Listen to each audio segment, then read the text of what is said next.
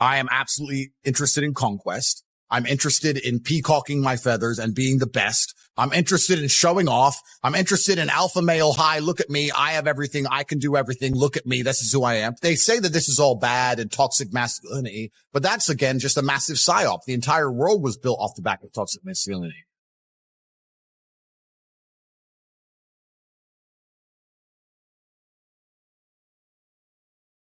Mike Tyson said it perfectly, didn't he? Everyone has a game plan till they're punched in the face. I would train as hard as I could possibly train. I'd be in the best shape I could possibly be, and I'd get in there with the intention of fucking him up. Sorry, I don't want to swear. You're good. With the intention of winning, right? Not enough people approach things in life with absolute tenacity. And if you approach anything in your life and you destroy the idea that you could possibly fail, which sounds easy, right? But you could do well. If a man told you he could rip your head off with his little finger and you could tell he really, really believed it, would you want him to try? No. You'd be like, no, that little, maybe. I don't know. This guy is way too convinced. You know what I'm saying? Yeah. So if I had to fight John Jones, I don't care if I had to fight a mountain. I don't care if I had to fight a lion or an alien, whatever. If it's on, it's on. If it's on, then it's on. So I'm coming to win. I ain't coming to lose. Exactly. So that's how it goes. It's a fighter spirit right there. I've always been attached to the dark of the world. I feel like the dark of the world has always motivated me. So on the yin and the yang scale, I have a lot of light and I have so much beauty and I have a very blessed life. Yeah. But it is because I've been so deeply in the dark and understand the realities of how the world works.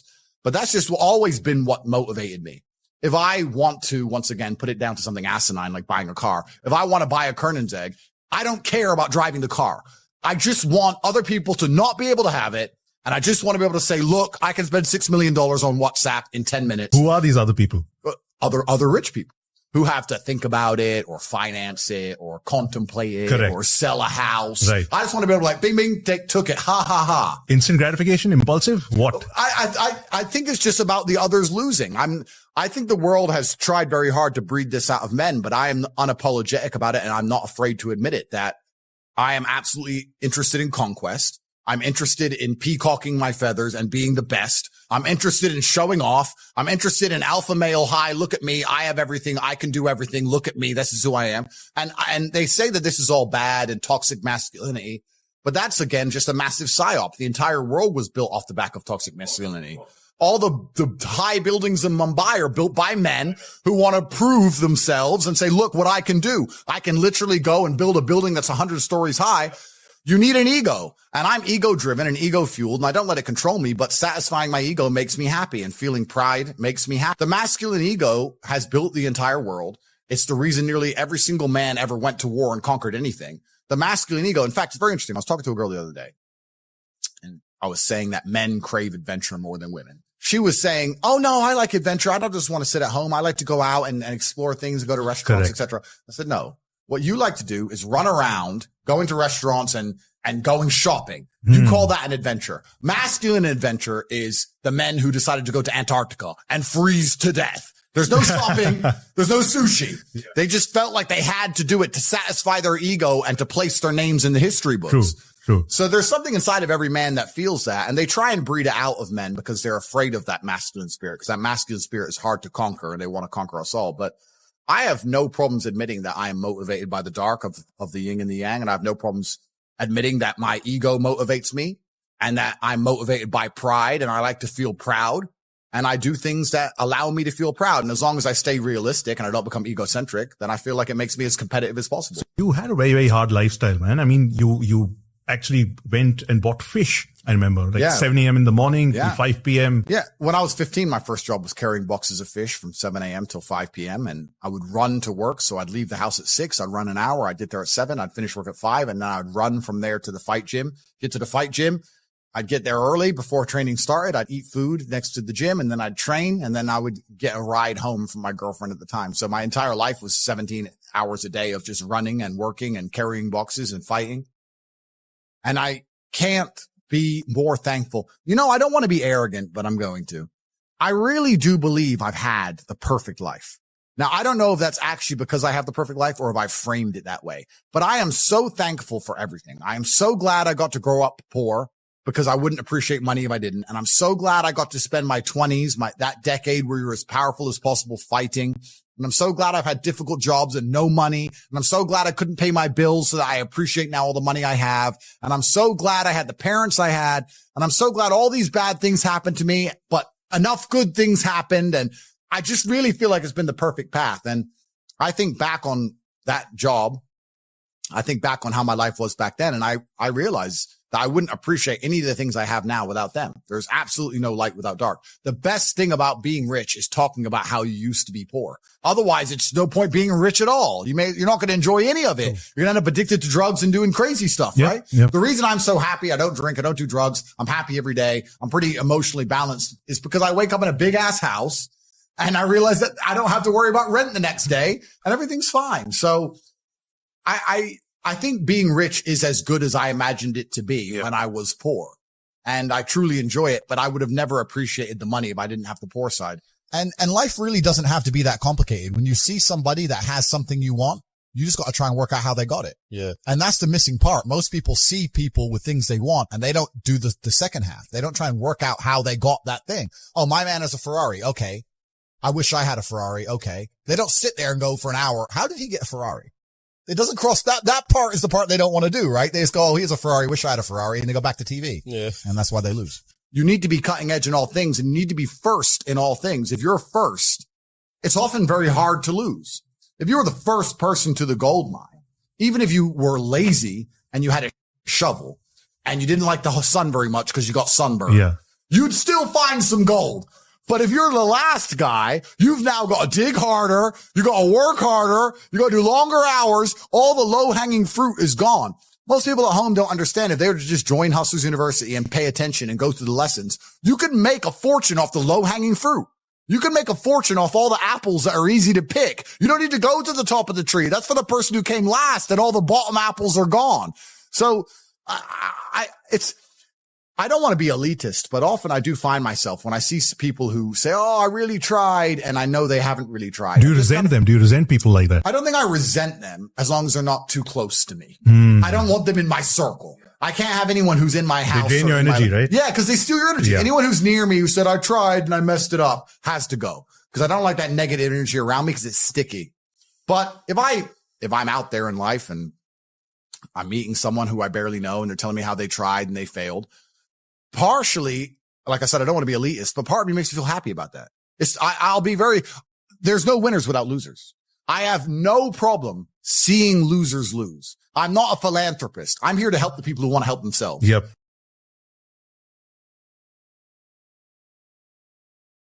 If you want to stay a loser, I have absolutely no problems with you staying a loser, staying depressed, working in Starbucks. That's fine with me for eternity. I have no problem. I'll drive past the Starbucks in my Lamborghini and I'll look in and I'll see you standing there with your little, I'm a barista with your name tag. You can stay there and be it doesn't bother me.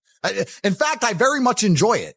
Like, I doubt I'd be invited, but if my high school were to have a reunion, for example, I would absolutely love to travel with my Bugatti and my armed guards. And, oh, what did you do? You do that? Very interesting. And bro, we've actually done that, right? Yeah. We've all done that. Of course. But this is what the masculine essence is. This is why I say they try and train it out of you. They say you're insecure to act that way, or why does he have a fast car? He's small, all this garbage. No, but it's all a psyop. There's nothing insecure about wanting to be the king, proving you're the king, not being deluded, but proving it with real world achievements and walking through life saying, yeah, I'm the man. I'm top G. That's who I am. I earn it. Every single piece of it, head to toe, whether it's the physicality or the finances. None of it was given to me. I did it all myself. I'm top G now. Here are all my wives. They all adore me. Ha ha ha. You can't do it. Ha ha ha. That's what life's about. Waking up and saying, ha ha ha. My life is one big ha ha ha. And the greatest thing about it is, even if I go to jail, even if something bad happens to me, because I have the ability to communicate, because I have the ability to tell the story, because I'll be non-emotional about it and not affected, because I'll remember it, it will just be another ha ha ha in the end. You could put me in Mongolian jail for a year and I'll come out and all my haters will be like, ha ha ha, you went to jail. I'm like, no, ha ha for you. So I'm about to tell the story and get a Netflix deal, sir. Right. So I still win. I always win. I'll reframe it anyway. So That's what life as a man should be. You should be able to wake up every day and say ha ha ha to all the people who don't like you. I really do believe I am still old school I believe I am a man of my word. And I don't say that like other people say that. I mean, I'm genuinely a man of my word. When my father raised me, because I grew up in a poor family, my father was a chess grandmaster, but there's not much money in chess. And my dad loved booze, gambling, and women, right? So the money was out the door. So I grew up poor, and he said, listen, son, only thing I need to give you is your last name. You ain't getting no inheritance. My dad died with $11 in his pocket. Done. You're not getting no inheritance. I'm not giving you no money. I'm giving you your last name, and that's all you need. You're a Tate, right? When I was in school, I remember the SATs. I think it's the SATs. What did you do in 6th grade or something? I did the SATs in 6th grade, and they wanted to move me up 2 grades because I did so fantastically. And I came home to Dad and said, hey, Dad, I got 99.9% right. They'll move me up 2 grades. And he goes, you're a Tate, of course. It's like whatever. Like the achievement to the average man is nothing. We're Tates, right? So I'm a man of my word. I'm a man of my name. If I'm going to sit and tell you, and all you people out here, I don't know you. If I tell you something, it's the truth. Now, let me I stand by that. So anyone who's going to come to me and say, oh, Tate, he's full of it, your name isn't worth anything. My name's worth something. I've worked for my name. I've risked my life in the cage for my name. Your name isn't worth a fucking thing. So don't talk to me about what honesty is. Do you keep upskilling yourself? Well, you have to always push the limits, right? What's the point in living otherwise? What are you doing right now to just keep yourself up? Well, this is the thing. It's in general. It doesn't matter if you go to the gym and you try and lift more weights. It doesn't matter if you try and make more money that you can't possibly spend. Right. It doesn't matter if you need more beautiful children. Yeah. You always need something to do, right? And you always need somewhere to push. They say when you retire, you die. I would argue that's probably true, or sharks die. No, that's true. That is true. Yeah, of course it's true. Yeah. So I think there's a lot of men out there who perhaps are battling with themselves because the matrix and system has told them, no, you're not supposed to think that way. You're not supposed to be that way. You're egotistical. You're driven by pride. You should get rid of all that. And you should, I don't know what, become soppy goo instead, just some porridge mess that the matrix can program. But no, you're supposed to wake up and look in the mirror and say, this is my name. This is who I am. I'm going to be the best version of myself, and everybody's going to respect me, and I'm going to force them to, because that's the way the world works. Respect can be squeezed out of people. They don't have to like you. You can't squeeze someone liking you. You can't grab space time from the universe and force everybody to like you, but you can force everybody to respect you, whether they want to or not. All of my haters respect me. They sit there. Oh yeah. This guy's so bad, so bad, so bad. But they can't say I'm unsuccessful. They can't say I'm not intelligent. They can't say I'm not rich. I'm still worthy of all their time and attention. They've dedicated their lives to me. So I've forced them to respect me. If I was a nobody, then they wouldn't be reporting on this garbage case of mine. So you can force respect from people. And this is actually most observable with women. There's a whole lot of women who are dating men they don't even like. Yeah. And they're sleeping with men they don't even like, but they respect him. Because it's the security that they offer, right? That's right. The security they offer and the respect. And they can say, I don't even like him that much. In fact, I hate him, but I just do as he says. Why is that? Because they respect you. So I'm driven by that. And I guess, I've talked to psychiatrists, and there's some psychiatrists who would argue that it's insecurity to feel like you need to prove yourself to the world all the time. And I think that's part of the psyop. They convince you you're insecure if you want to prove you're capable. If you want to prove that you're different and intelligent and interesting, you're insecure. They always say that you're born abundant any which ways. Then why is the rest of the world poor? Well, there you go. Yeah. But they say,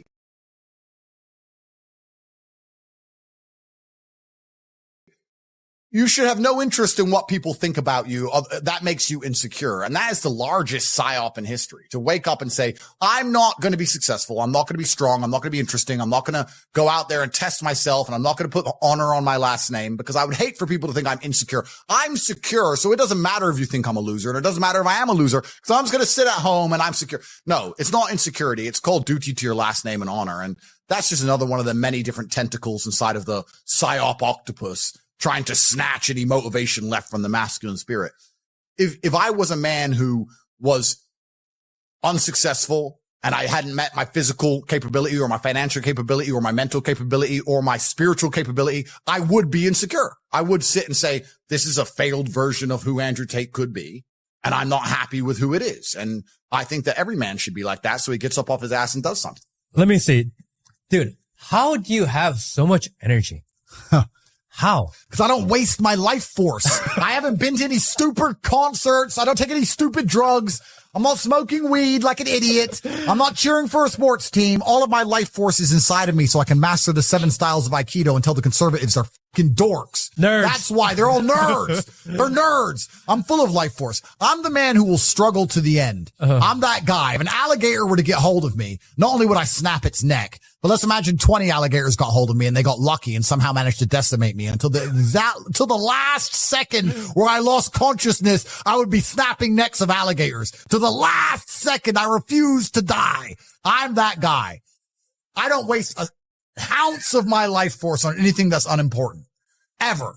So I refuse to be distracted. The Matrix wants to distract me. They've identified me. They're like, Andrew Tate is a threat. He's full of power and he believes in God and he's a slick talker and he motivates people and he has a bunch of money and he's big and strong and tall and handsome and charming and interesting. He's got a Long Johnson. We have to distract this man. We have to give him something he's interested in outside of fighting the Matrix. And they're trying to come at me with all these beauty queens and these sponsorship contracts and I'm resisting it all. No, I have a mission and I'm on the mission. And we're talking to the people. We must be animated. We have a job to do. We must let the people at home know that enslavement's coming for their entire life and their bloodline unless they resist. Stop watching the fucking Super Bowl. Stop going to stupid concerts and instead be motivated about your family's future.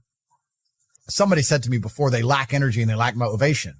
And I said, nobody lacks energy and motivation. You just focus it in the wrong directions. I would guarantee if you find a person who lacks energy and motivation, he's trying to get girls all day. He's messaging girls on Instagram all day who ignore him. I guarantee he gets road rage when somebody cuts him up. No, you get angry and you have energy and you have motivation when somebody pulls in front of you in traffic or when you see some on Instagram, but you don't have motivation to do anything else. You don't lack energy and motivation. It's pointing in the wrong direction. And it's the same with these sports teams. If everybody cared about their country, like they care about these stupid fucking sports teams, then, or cared about their family, then the world would be fixed. But they're distracted. We all have an innate energy inside of us. We all have a life force. And most people are just directing it in the wrong direction completely. And that's why we're getting decimated in real time. The Matrix has come along and it's distracted us all with bread and circuses. And I refuse to do it. I refuse to sign up to things that don't directly benefit my life or benefit the future for my children. I don't think if a sports team wins, it's going to benefit the future for my children. And I don't think if I jump up and down like a ketamine taking peasant in a concert, it's going to benefit my children. But I do think if I allow the world to see truth, if I try and speak up against the enslavement of humanity, that it's going to benefit my children in the future. So why would I waste my life force on anything else? I think people are just permanently distracted. I always knew the answer to everything is raw action. Yeah. The answer to everything has always been raw action. My dad had a tweet about this. He said that raw action solves all. And he used to say this. I'll give you an example. If you're a farmer and you need rain for your crop and there's no rain, you can sit there and say there's no rain. We're all going to starve. Or you can stand up and do a rain dance. Now, will your rain dance work? Perhaps not. Perhaps the rain won't come. But I would argue that you're better off standing up doing that rain dance than just sitting there waiting to die. You have to do something. Raw action solves. So when I was broke, I was never like, I'm poor. What do I do? It was, I'm poor. I have to do something. If I was broke, I'd go for a run. That's why I was such a great fighter. If I was broke, I'd sit there and go, I'm actually poor. How do I make money? Dunno. Where can I get some cash? Dunno. What work can I do? Dunno.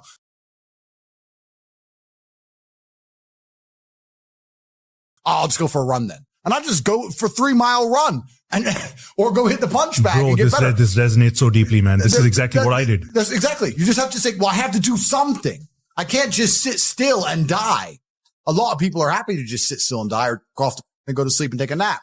Well, if that's what you want to do, then you can say a loser. That's fine. I'm glad there are losers because if everyone had Lamborghinis, my Lamborghini wouldn't be fun to show off. I need you to look at it and feel the deep pain in your heart of regret and failure. That's the whole point of it. I need to drive my Bugatti and everyone be looking at it going, I'll never have one of those. And I can get all their energy and feel it all. And it makes me happy. Fantastic. So you can sit at home and do nothing. But when I was poor, I had to go for a run. I couldn't sit still or lift weights or do something. I couldn't even sleep. So raw action solves everything. And I understood that at a young age. But as you get older, you get to look back and you get to put your whole story together, the whole tapestry together. I knew I wouldn't stay poor. Did I ever think I'd get this rich? Well, I never said I wouldn't, but did I ever think it would probably happen at this level? No, but it's amazing how the compounding interest of just endless raw action adds up. I've never had a lazy day. I've never skipped work, never missed an email, never had a day off, ever. If you were to go through the last 3 years of my life, you will see that there's never been a day where I wasn't doing what I was supposed to do. And it all just adds up, and then monumental success comes and you get to laugh at everybody else. Ha ha ha. And life's great. But I really believe God's given me one of the best lives, and I can't complain about anything bad that's happened. It's all been fantastic. I'm truly thankful for all of it. Do you practice gratitude every day? But I don't have to practice it because I'm actually truly thankful for all the bad things that happened. That's beautiful. I truly am like, thank you, God, for that difficult time. You created that belief before you had all of this stuff or after you began to receive all of this stuff? I think if a couple bad things happen to you, you should be intelligent enough to realize that eventually you're going to get over it and you're going to learn an important lesson. It's going to change you in the correct direction. And Allah's the best of planners, and he knows what you need to learn. I think that as humans, especially as men, we only learn the hard way anyway. There's two ways to learn a lesson, the hard way and the hardest way. There's no easy way to learn a lesson. You have to learn the hard way. So God gives us lessons via difficulty. He thinks you need to learn this about yourself or this about other people. So I'm going to give you a difficult time so you can learn your lesson. Because if I just said, hey, Andrew, this is how the world works, you go, yeah. But when I show you, when you feel it, my fight coach used to say, you have to feel it to believe it. That's why if he was teaching low kicks, he'd kick your leg off. Because you don't believe in the power of a low kick. You don't believe a low kick can be so devastating unless you've felt it. You have to feel it to believe it. So God will give you a difficult time so you learn your lessons. And the lessons are very important for you to be the person who you need to be in this life. He's the best of planners. And I'm thankful for all the lessons he's given me. He's bestowed knowledge upon me. How could I not be grateful to God for making me so intelligent and wise and the ability to look into things so deeply and come up to the right decision and basically predict the future perfectly? How did I know they were all going to arrest me? How did I know how the world works? You have to have difficulty happening to you all the time. So when you sit and say, I want an easy life, what you're saying is you're a dummy and you want to be a dummy. You want to stay a dummy. I want an easy life. And I don't want anything bad to happen to me because even though it will teach me lessons, I can't handle the emotional pain. I can't handle the stress. So you want to stay a dumbass. I don't want to be a dummy. I want to be smart. If I want to be smart, then hurt me.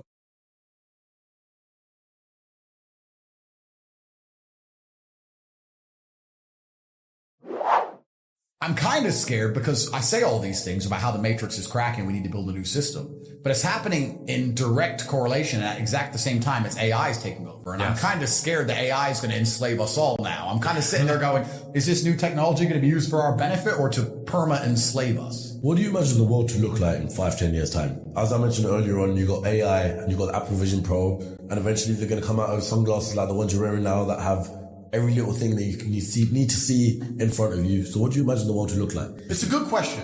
And I'm going to tell people how I came to my answer.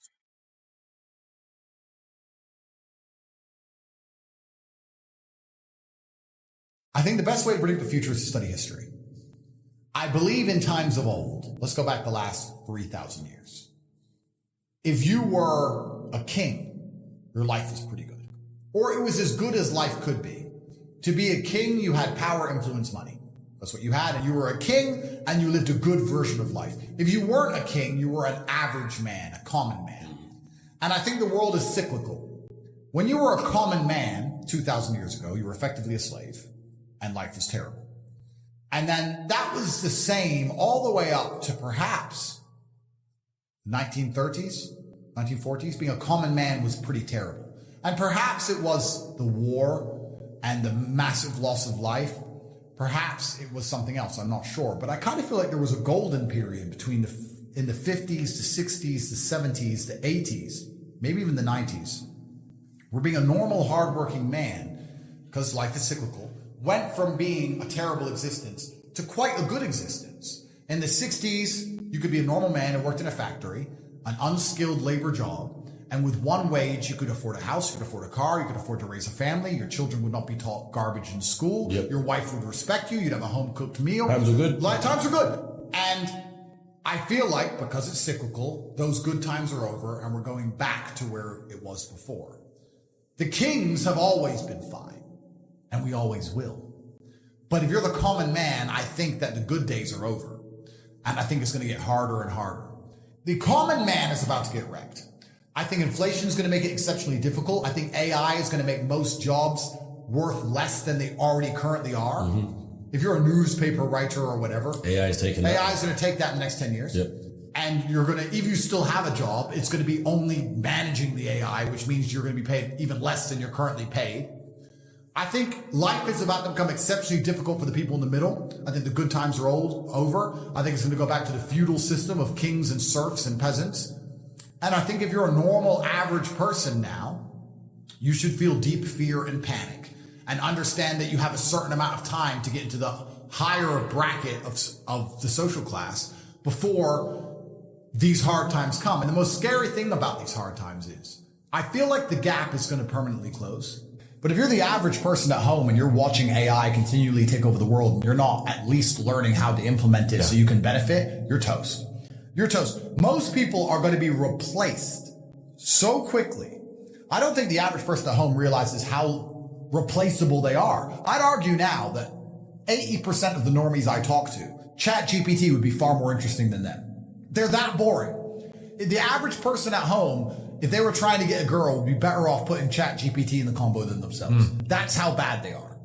And they're arrogant and they're narcissistic and they think, no, I'm special. Most of you are not special. You're not.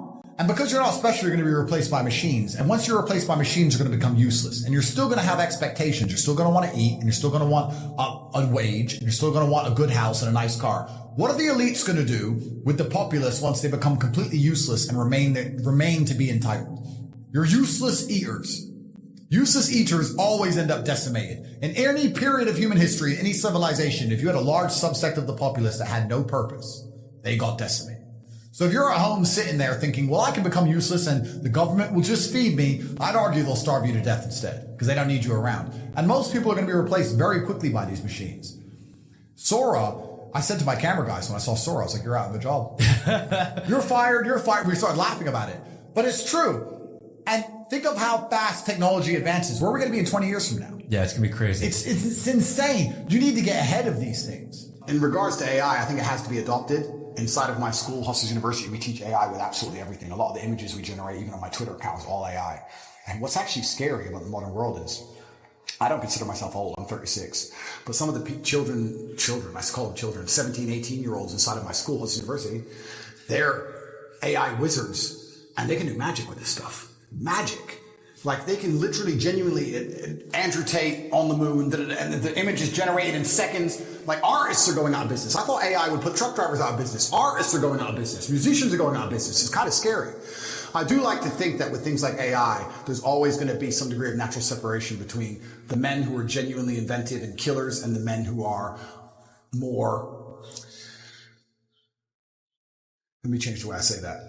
I think if you're an exceptional person, a truly exceptional person, you don't have to be afraid of nearly anything.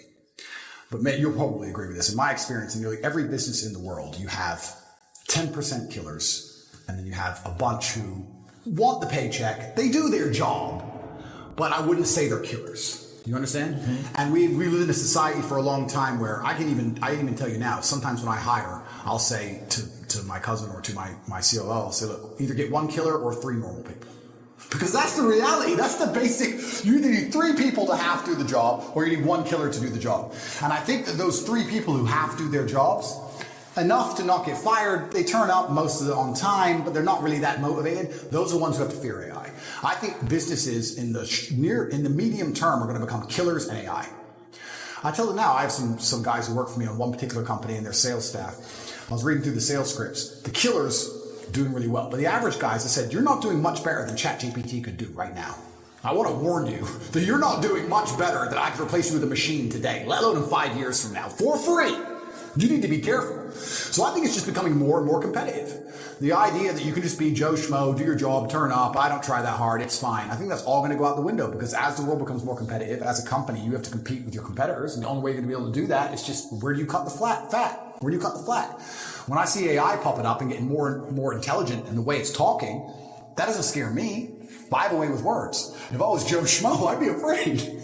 This ChatGPT can probably text your girl better than you can. He'll probably get laid faster than you. That's a little advice for the guys out there. Yeah, right now. Just plug it into your phone. It'll do better than you do. So that's scary, you know? That's hilarious. I think that's what the average man really needs to struggle. And I've been saying, this has been my message for a very long time in all realms. I've said for a very long time that life for the average man is going to get harder and harder. It's becoming more and more competitive. You need to find more and more ways to stand out and be unique. And the only way to really do those things, unfortunately, as a man, is to suffer.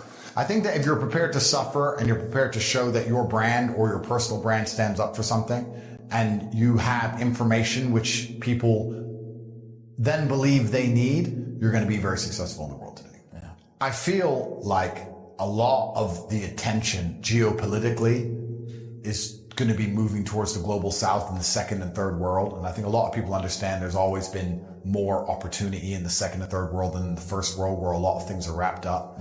I think the internet is giving a lot of access to these places that perhaps didn't exist before. Absolutely. I think artificial intelligence involved in these places is also going to be extremely important. I feel like selling information or being the barrier to information is a fantastic way to get wealthy in the world today. There's a lot of people who want things explained to them in a very concise, very quick, very compendious way. Right. And if you can take information which is perhaps freely available that takes an hour to explain and explain it in 30 seconds or less, you're going to find a way to monetize that. Right. Especially if you can draw attention to yourself and make it clear how much time you can save people. Right. Especially if you could use artificial intelligence to get that 30 seconds down to 25 seconds. Right. There's actually endless opportunity if you're prepared to work. I don't know how people in the first world aren't extremely concerned. You were being replaced by effectively foreign call centers for a while. That's something that's been going on for a while. And now we have artificial intelligence coming, and most people are so boring and uninteresting, and they have not suffered enough to be unique. Therefore, they're going to soon be replaced by a free chatbot. Right. It's a free chatbot that could already replace a large subsect of the population as we stand right now. Imagine we're going to be in 2 or 3 years from now.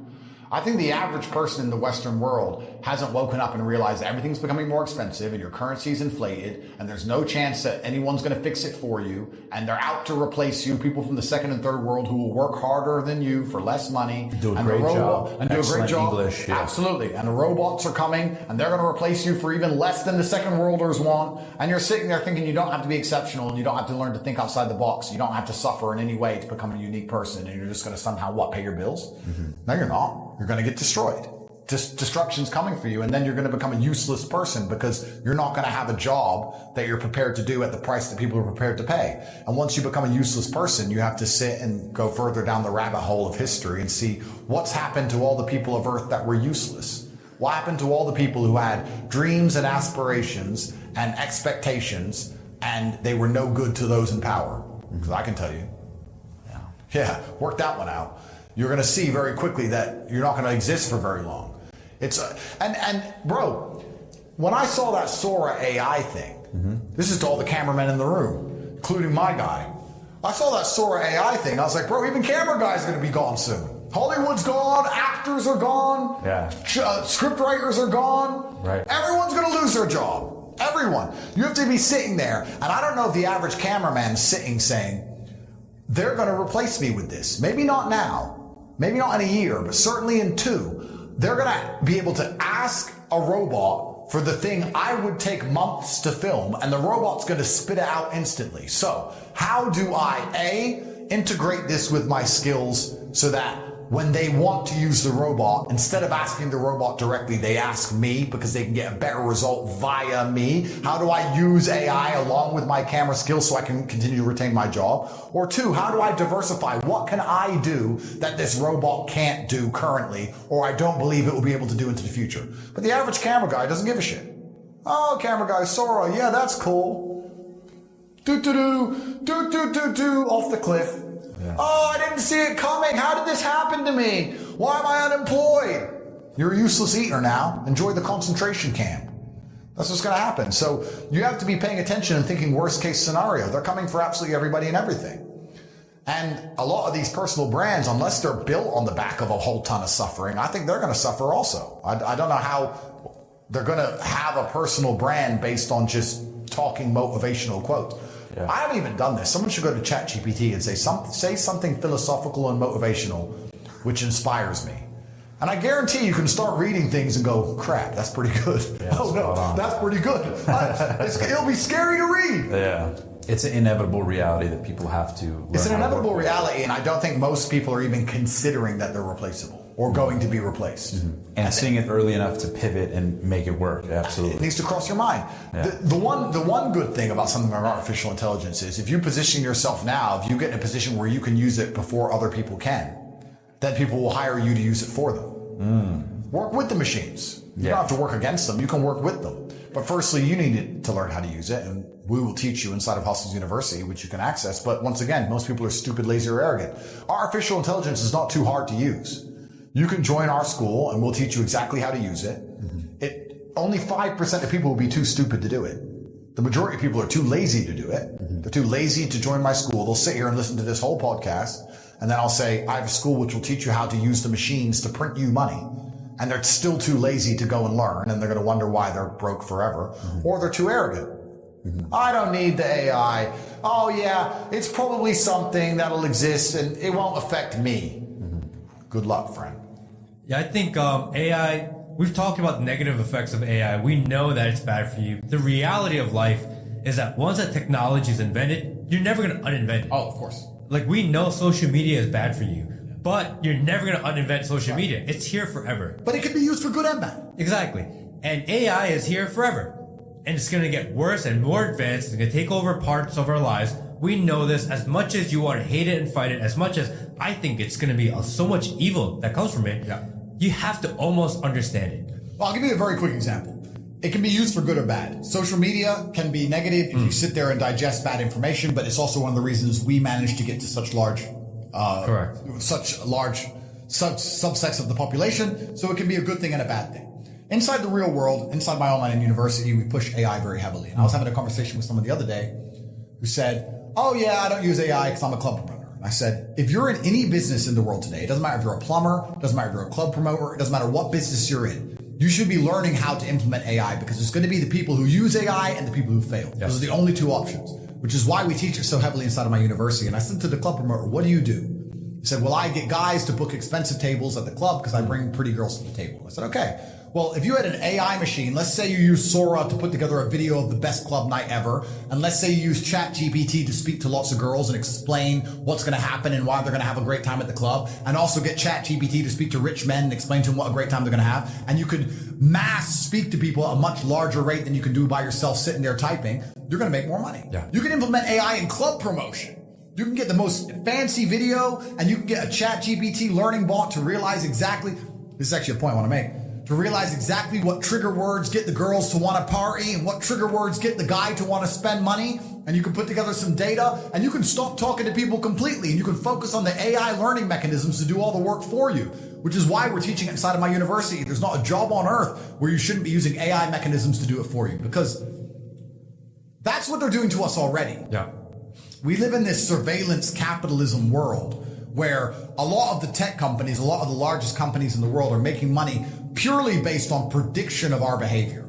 They build digital versions of us online. They build there's a digital Matt, there's a digital Andrew based on all of our spending habits, how long we spend on each website, which part of the website we click on first, which websites we visit, how long we spend on our email, which email topics make us reply. They're constantly gathering data on us and putting together digital versions of us so they can predict our behavior to make as much money from us as possible. And once they can do that, they then try and alter our behavior so that we become more profitable. And they do this on purpose so that we become a person who's worth $12.59 to be a person who's worth $14.03 by altering how we react to certain things. So they're already building algorithms and trying to adjust how our mind works. And if you have a company or you are interested in making money in the world today and you're not considering doing exactly that, you're going to permanently fail. And AI is going to make it harder and harder again for those average men. It's just going to be harder and harder. I don't think the exceptional men are ever going to suffer from AI. I think we're going to use AI. Yeah, and I agree completely. I think a lot of people say, hey, I'm working 2 jobs and I feel like I need a way to make some extra income. Yes, I agree. You need more money. Everyone needs more money. If you want to learn something, if you're 15 or you're 55, it's not too late to get into AI. 100%. And yes, is it evil? Yes, I think so. However, you're not going to uninvent it. Yep. You might as well learn it, because this is a way where you can add some extra income to your life. And it's not overly difficult if you just spend a little time to figure it out. And this is what's interesting, because the current educational systems of Earth, none of them are teaching AI. Yeah. I mean, perhaps maybe you go to MIT and you learn about robotics or something, fine. And at a very advanced level, which you don't need. Absolutely. The average school isn't teaching you about AI. The average MBA you will do won't teach you about AI. I'm going to sit here and make it very clear and obvious. The only school on the planet I can find that will teach you about artificial intelligence is my one, The Real World. It's $49. For $49, we'll teach you exactly how to use AI to make a whole bunch of money. Which goes back into a point I was saying earlier about certain people are just tied into the matrix and don't want to be freed. If we will sit here and have a long conversation about how artificial intelligence is going to replace most people, and if you don't implement it, you're going to become useless, and your entire bloodline is going to be exterminated because you don't serve any purpose to society. And I'm going to teach you how to use artificial intelligence for $49, and you're still not going to do it, well, then I guess you just deserve eternal slavery for your bloodline. Some people are just born to lose, I assume.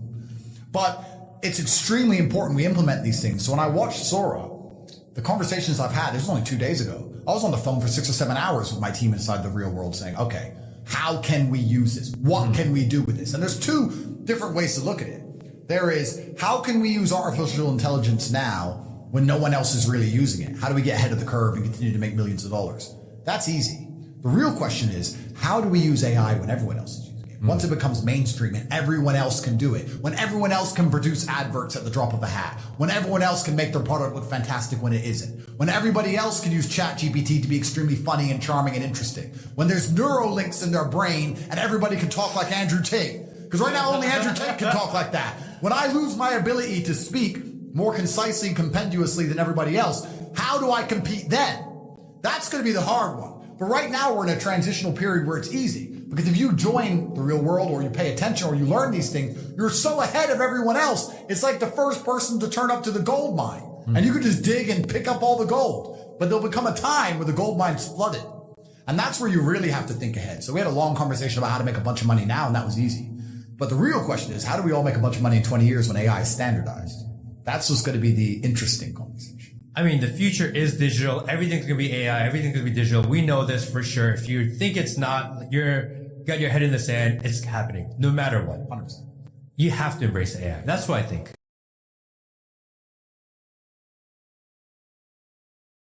Yep, 100%, because it allows you to work at maths at a much more effective rate, much more effectively. I mean, the amount of websites which, I mean, copywriting is a thing, right? And it still is a thing. But the amount of websites which could benefit from a complete copy change with ChatGPT would make their copy better than it currently is. Yeah. The amount of average electricians that have a little terrible website somewhere in Texas, and you could literally ChatGPT their entire website, and you could charge them money for that. And they don't even realize that you use ChatGPT because they don't have a clue what it is because they're behind the times. And you could literally make money for 10 seconds. Now, if you could get an AI bot to reach out to them all, if you get an AI bot to speak to them all, you could produce them a movie using Sora showing the coolest electrician on earth. Like, there's so much potential that can be done. It's so ridiculously easy to make money if you actually try. But implementing AI is something you need to do because it's the future. It's like ignoring gunpowder. If you ignore gunpowder, you'll lose the war. You could have looked at gunpowder at some point and said, we got bows and arrows, it'll be fine. No, it won't. As it advances, it's going to get to the point where they soon have Gatling guns and you're all toast.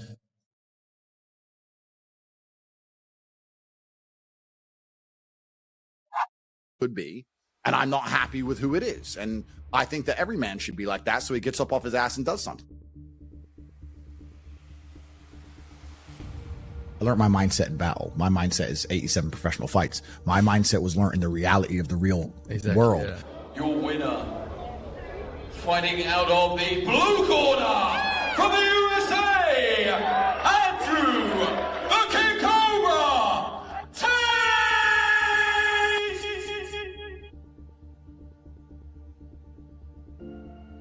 I don't know if the fire inside of me is any bigger than it is inside of every other man. And I think that every man at home watching this, if they don't have the things they want in life, should feel a degree of resentment towards themselves or disappointment, understanding that they have the same desire and drive that I have. They just allowed themselves to be psyoped out of it.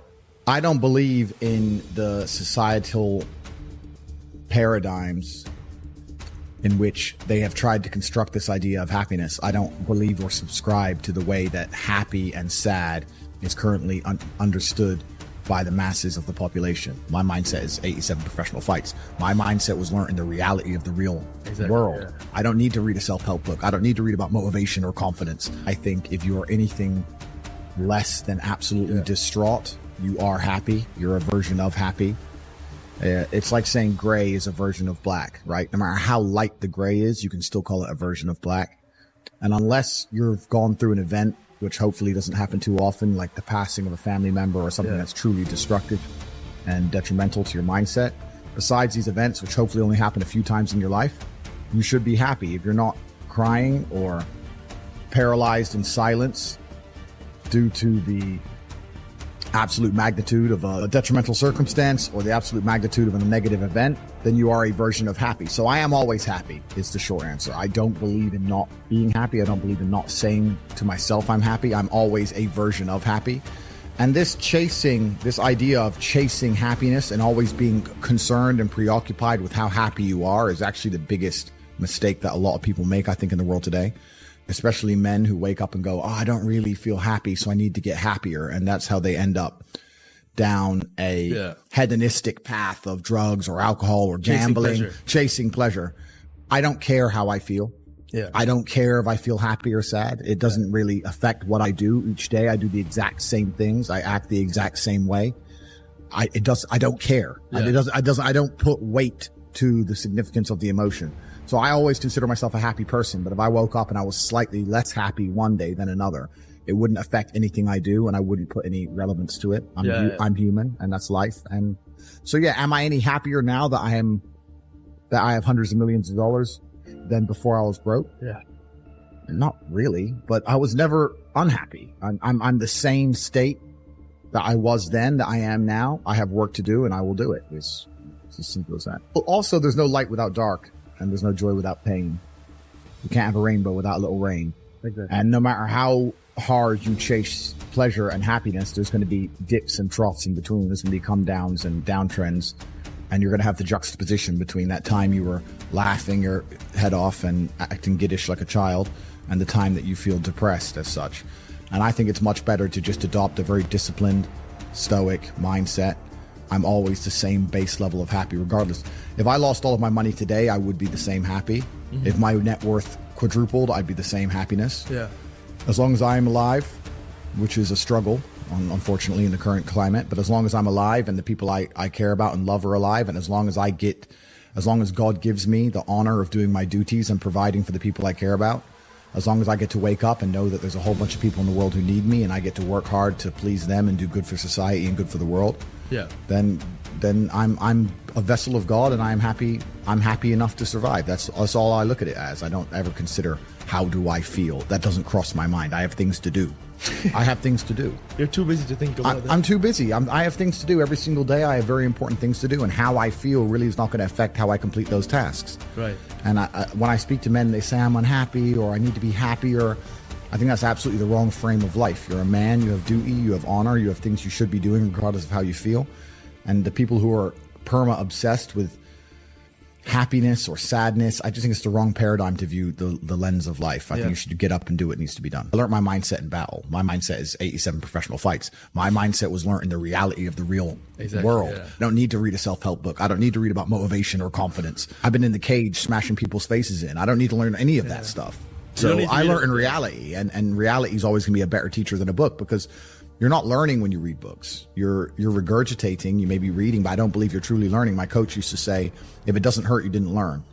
And I think he's completely right. And it's the same with entire life. You see people make the same mistake over and over again until it eventually goes really wrong. Yeah. And it's only then they'll change. Then they change. So absolutely. Yeah. So I learned how to become self-disciplined and become self-motivated and work hard. And I learned how to face adversity and find strength within myself I didn't know I had, because people were trying to kill me inside of a cage. I think as a young man, if you want to get your life better, the most important thing you have are your waking hours. You need to be out competing all the other people on the planet who are hyper competitive. And if you think you have 8 hours to sit there and just read a book, you are wasting your time. You are too slow and you are going to lose against people like me, because we're just too quick.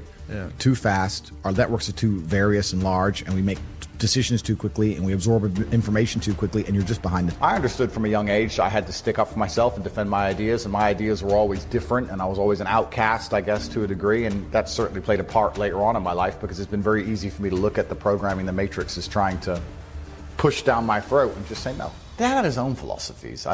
We definitely never read any philosophical books. We didn't study any But I mean, old philosophers. But he'd say things now, which you can even still see his Twitter. If you want to see a philosopher, you can go through his Twitter now and see all of the things he was saying when he was still alive. Yeah. But I think life is actually pretty simple. There's action and reaction. There's cause and effect. There's brave people and there's cowards. A lot of people are self-interested.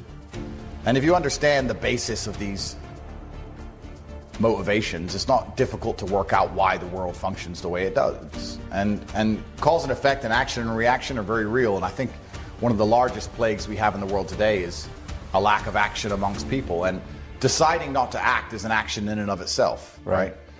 And that's the only philosophy you need for life. If you want something to move, you have to move it.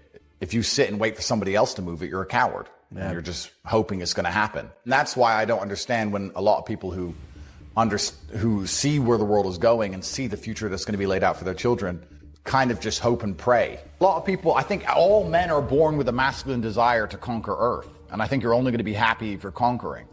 But if you're living a semi-comfortable life and your mother is nice to you and you're not under any pressure and the Matrix is telling you it's fine to just be average, well, then you're going to be sitting there being average. I was never comforted. I was never given an easy life. I never had anyone in my life who was saying, don't worry, Andrew, it's okay to just be this guy. I was told the opposite all the time.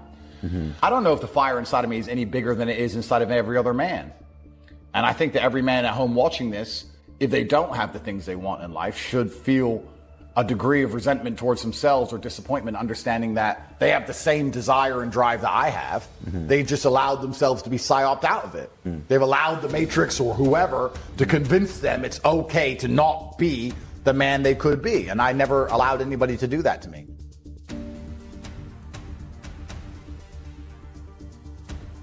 I know that I'm right because the way I think allows me to be correct in every scenario I've ever been in. I know when someone's going to hurt me. I know when my time's almost up. I know how to make a bunch of money. I know all of it. I've never been wrong about anything. Every time I've ever been truly sad, again, it was beneficial for me to feel that way. And yes, there was a point when that was semi-conscious and now it's not conscious at all. If I start to feel angry, it's not conscious. I am angry completely and utterly, and I trust my body and my spirit that I'm supposed to be angry and I'm supposed to act within that frame. And that's what true enlightenment is, because thinking outside of it and being conscious of it is good, but it takes time. And often in the most extreme scenarios of life, the one thing you will not have is very much time.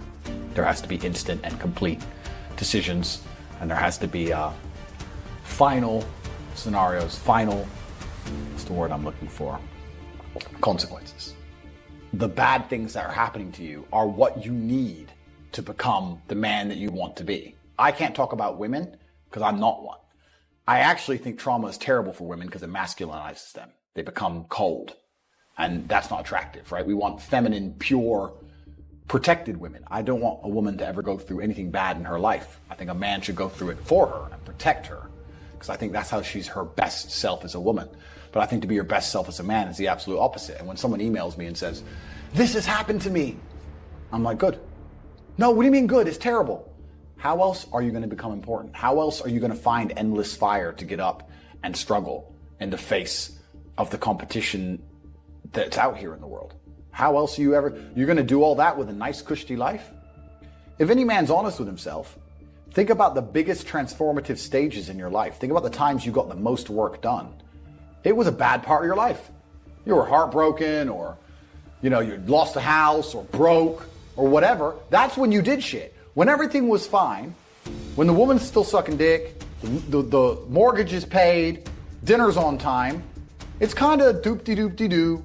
Little by little, do a little bit of work, do a little bit of relax. But the big events come from trauma. This is it. So it's a cheat code.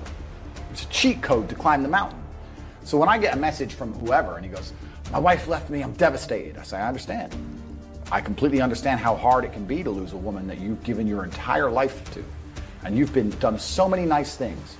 And then because of one thing you did, her innate and absolutely insane level of ungratefulness has turned her bitter, and she now talks to you like she hates you over one thing you've done after thousands of efforts showing how dedicated you are to her. And even now that you're prepared to die for her, she doesn't give a shit about you. I understand that pain. But my answer is, good, it's still good. Now take all of that pain, and instead of emailing me, do this. And then you're gonna become the kind of person that women don't leave. And you win. I'm ready to kill. I don't do this for fun.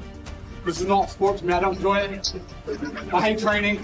I hate fighting. This is war. I was born for this. I have no choice. I'm in here to kill. That's it. Pain. That's all I know.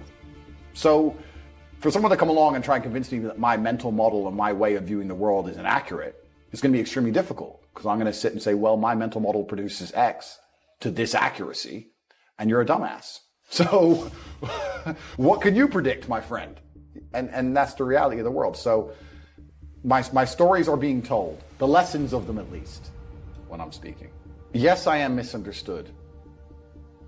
I'm misunderstood because the things I say are a large web of nuance, and they're interlinked. And if you take one individual part from the web, then completely I understand how some things can be massively misunderstood. I also understand that most people have no interest in the truth and no interest in digging deeper and finding out the truth about a person or a scenario. If you have 2 arms and 2 legs and you can think, and you're not trying your absolute best, that's the reason you're not lucky. He doesn't like you. He likes the people which show him the beauty of his own creation. He likes to give somebody building blocks and them to build something amazing. It's the best thing about being a man. You get to build who you are, right? You can decide if you want to be a funny comedian or a musician or a kickboxing world champion or fight the Matrix. You can decide whatever you want to be. God loves to see that. Those people, for some reason, seem to be enormously lucky, right? The person who goes, I don't have to prove anything to God. I don't owe all of my ancestors any effort. You know, for 5,000 years, people were dodging saber-toothed tigers and catching the plague and running from Genghis Khan just for my stupid ass to be born. I don't owe them anything. I don't owe them a thing, because I want to play video games. These people are fucking losers. You should walk through Earth with force inside of you. As I walked into this hotel reception, everybody looked. Not because they know who I am, but because as I move, even if it's behind their head, people feel something and they go, it's an energy that comes from brutal competence. It's almost like an evolutionary thing where a rabbit can just smell a fox. It just knows. That's what happens when a predator walks in a room, even amongst humans. You pay attention next time you're in a restaurant. If a man who's truly dangerous walks in, nearly every other man kind of looks up at the same time. You feel it. You need to or you don't survive. We've evolved with that to live. That's who I am. I couldn't imagine not being that man. I've done that because I've been trying to prove myself to my lineage my entire life. I wake up every day with something to prove. I have hundreds of millions of dollars. I wake up and think, fuck, more. I'm in fantastic shape, 4 times world champion. Fighting the Matrix out here by myself, more. I will have to be braver. I must try harder. All I do is prove myself. So when I hear people go, I don't have nothing to prove, then you're a fucking loser. Peasants have never felt like they needed to prove anything. But kings felt like they needed to go and conquer land. Isn't that it's coincidental that the king, who already had it all, felt like he needed to go to some far-flung land and conquer it and take it and prove he's the king. But the peasants, oh, I don't have to prove nothing to nobody. You're a fucking loser then. You're a dummy. I absolutely and utterly completely have everything to prove to everybody all of the time. That's who I am. I will prove anything to anybody. If I sit and say X, I will prove it to anyone. I can be checked at any time. If someone were to come up to me in that lobby and argue with my ideas, I would have proved that my ideas are sound. If they would have attacked me, I would have destroyed them completely and absolutely. That's who I am. So yes, I have a lot to prove, my friend. And until the day I die, it will remain. And this is the true height of the slave mind. If you can convince somebody to have a strong emotional reaction about a subject they don't even understand, imagine the level of slave these people are. Imagine if every time you saw the color red, you just lost your mind. You're a slave. You're controlled.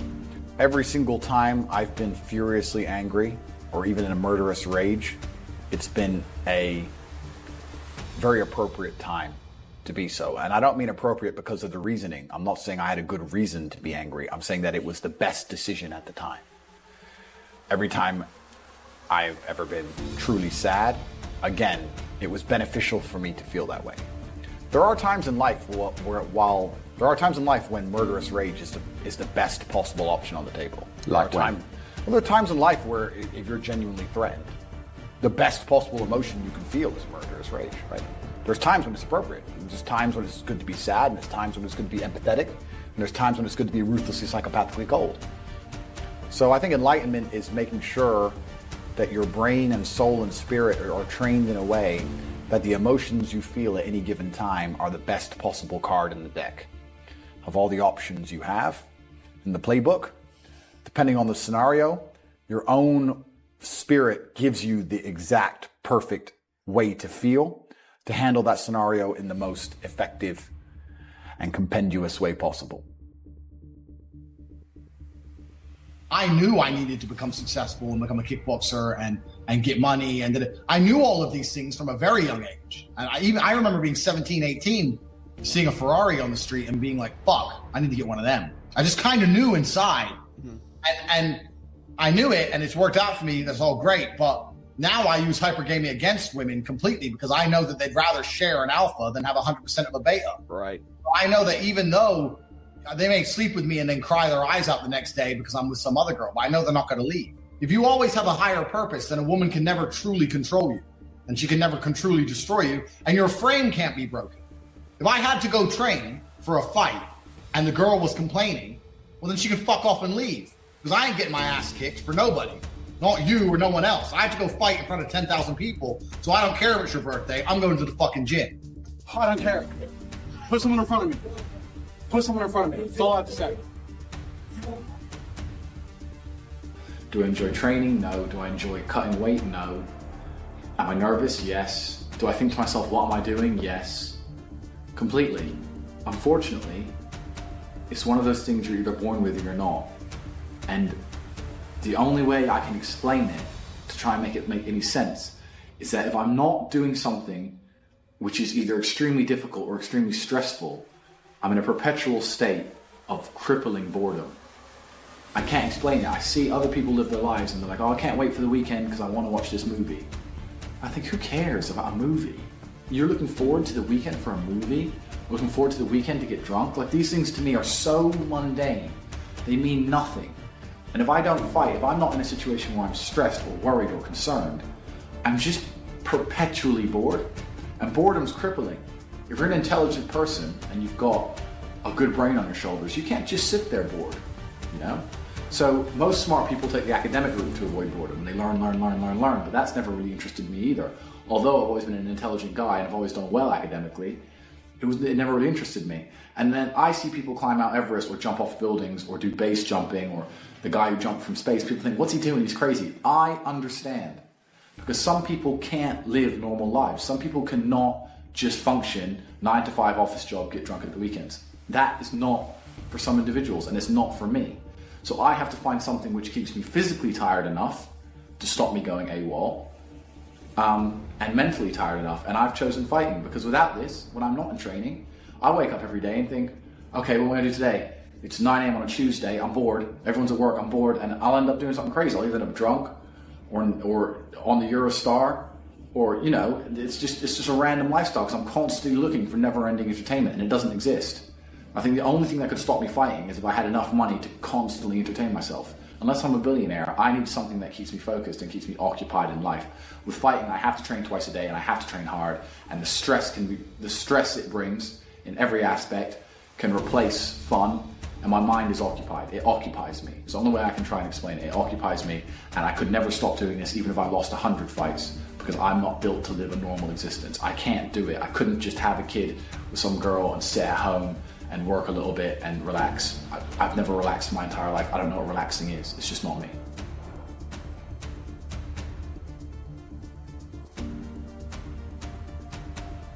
So I always had a higher purpose, and that allowed me naturally to build a frame where I learned that it's better to never submit, and that relationships are happier if I never submitted. So I always kind of had that. So I kind of learned everything I knew by just being preoccupied with something completely separate.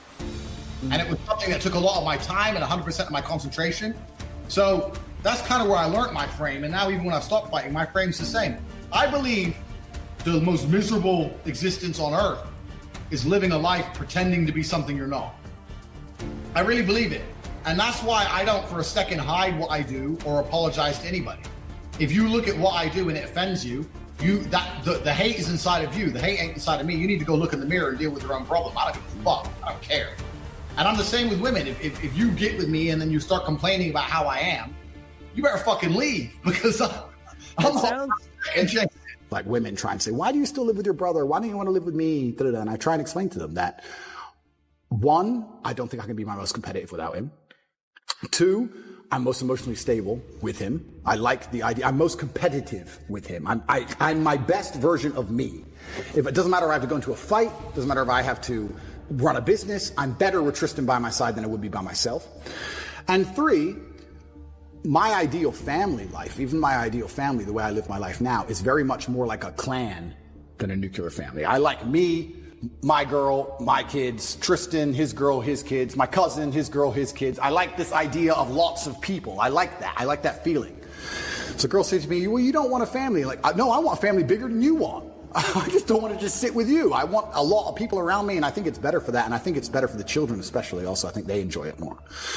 But yeah, I've got the best brother on the planet. I truly do. And this is why I'm saying some of our best days of our lives are in jail. If I feel extremely happy and excited, I'm going to use that as motivation or energy to do amazing things and do good and work hard. If I feel absolutely depressed and distraught, I'm going to use that as endless energy and motivation to do amazing things and work hard. It doesn't matter what you give me. Energy cannot be destroyed. It can only be converted and transferred. It doesn't matter what fuel you give me. If you give me diesel, petrol, kerosene, vodka, doesn't matter what you put inside of my engine. Hard work is going to come out. Absolutely. Success. That's all I know how to do. Yeah. That's all I know how to do. It doesn't matter what fuel you put in my engine. My engine only knows how to do one thing, and that is succeed. That's all I know how to do. Yeah. So it doesn't matter what you feed me with. I'm going to be massively successful regardless. Yeah. Doesn't change anything. Yeah. I was now the oldest man alive in the Tate family. I had to look after my mother and my siblings and take care of people. I had to make a choice. Do I fly back to America and spend money and time and go to this funeral and, waste a few weeks? Or do I sit here and just focus on this enterprise and make sure that it cannot fail? And we talked earlier about speed. Most people go, it's only 2 weeks. It's only a week. It's only a week. People who say it's only a week are the people who are broke. They don't value time. That's the reason you're all poor, because you say it's only a week. So, it's tomorrow. Oh, I'll do it later. It's only an hour. It's only a day. It's only a minute. You are competing against people like me. We do not waste a second. I just personally could never sleep at night knowing, I got 100 million in property, I'm good. Because I'd be like, I don't have anything. I have to be quiet and I have to be careful. And if they don't like me, they'll get me. That to me doesn't feel like ownership. Ownership is they can't take that off of me. That's true ownership. So you don't own property. It's a scam. It's a lie.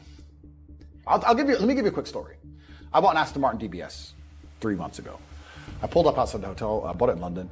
I pulled up at the hotel. I parked in the double yellow. I left it there. Traffic warden was right there. So I'm going to give you a ticket.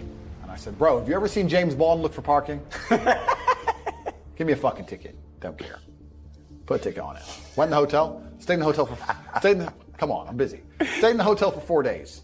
Ticket. It came out to a window. It was on my Instagram before they deleted it. A window of tickets. Now, how do they enforce those tickets? Well, we said they'll take your home off you, right? I don't own anything. I don't even own that car. And the car's not in the country anymore. It's sitting in my house in Bulgaria. So now what the fuck are you gonna do? So I got thousands of pounds of parking tickets, and guess what happened? Nothing. Zero. Because I don't play by the stupid rules the Matrix tells me to play by. If I was Joe Schmo and I ignored them, I would lose my home. But me, I could turn up, tell them to get fucked, and do whatever I want. And what you'll actually learn is that much like parking tickets, pretty much all laws on Earth and all rules on Earth have there's an economic level to which you must adhere, and there's an economic level to which you don't have to adhere. Anything that's financial in and of itself is basically saying it's okay for rich people to do anyway. Let's say I agreed to pay the fine. Cool. I didn't have to look for parking. I paid $3,000. That's worth 5 minutes of my time. So it's basically saying it's okay for a price. So it's okay for rich people. It's not okay for poor people. Whenever there's a fine as a punishment, they're basically saying no poors, no brokies, or rich people can do it. Look at banks. They make billions of dollars breaking the rules and pay $1 million fine. It's okay for the rich.